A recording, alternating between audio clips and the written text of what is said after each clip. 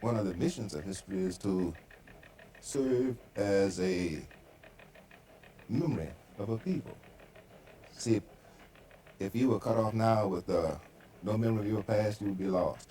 Although it seems unbelievable today, blacks were among the slave owners. Some bought white people in America as early as the 1640s.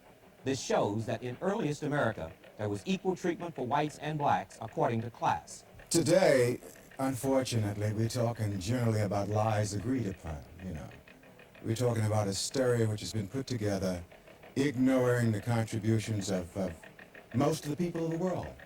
I'm Tony Brown. In a moment, his story.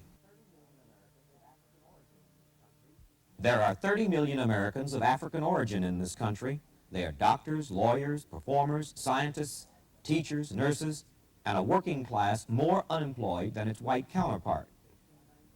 The first 20 arrived in Jamestown, Virginia in 1619 with the English, not as slaves. That wouldn't take place until more than 40 years later. Actually, the very first Africans had arrived in 1512 with the Spaniards. And as amazing as it sounds today, in a country thoroughly indoctrinated in race and racism, relations between blacks and whites started out in a climate free of racial considerations. This statement may sound foreign today because the version of history handed down in American textbooks is essentially his story. But when it comes to the question of how does this search affect blacks and whites and the relationship of the two, you talk to Lerone Bennett Jr., senior editor of Ebony magazine and author of the historical classic Before the Mayflower. What are we talking about when we talk about history as we know it in this society? Today, unfortunately, we're talking generally about lies agreed upon, We're talking about a story which has been put together, ignoring the contributions of most of the people of the world. Most of the people of the world are colored.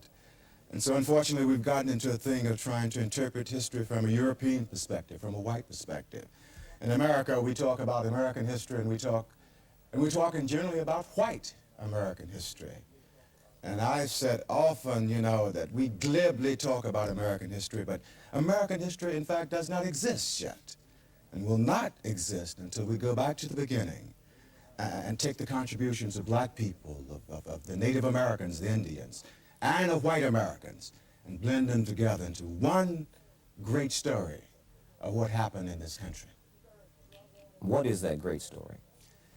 It's a story of struggle, oppression, struggle for liberation, but it's also the story of the participation in the building of this country of black people, brown people, and red people at a dimension dimensions which are never hinted at in American textbooks. For example, the fact that a black man founded the city of Chicago. Lerone Bennett is referring to Jean-Baptiste du Sablé, who died in 1818.